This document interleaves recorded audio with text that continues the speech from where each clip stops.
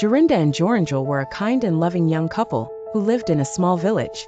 They loved walking in the woods, singing songs, and dreaming of their future together.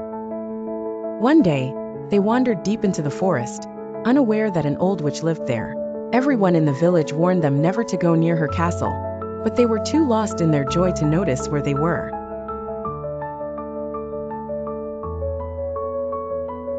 With a wave of her hand, the witch cast a spell on Jorinda, turning her into a little nightingale.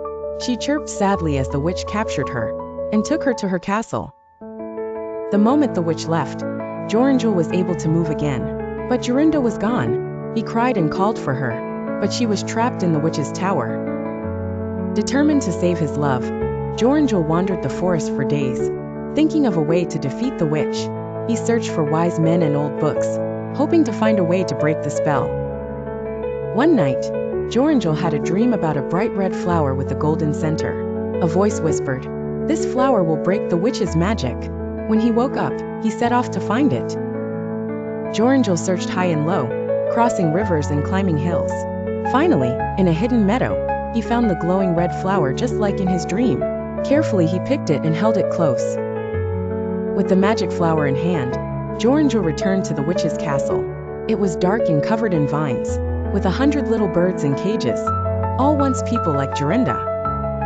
The witch appeared, cackling as she tried to cast another spell.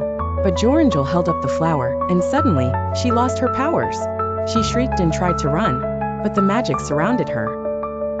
Joringel touched Jorinda's cage with the magic flower, and with a flash of light, she transformed back into a girl. She ran into Joringel's arms, laughing and crying with happiness. Joringel and Jorinda used the flower to touch every cage in the castle. One by one, the birds turned back into people, all thanking them for breaking the witch's spell.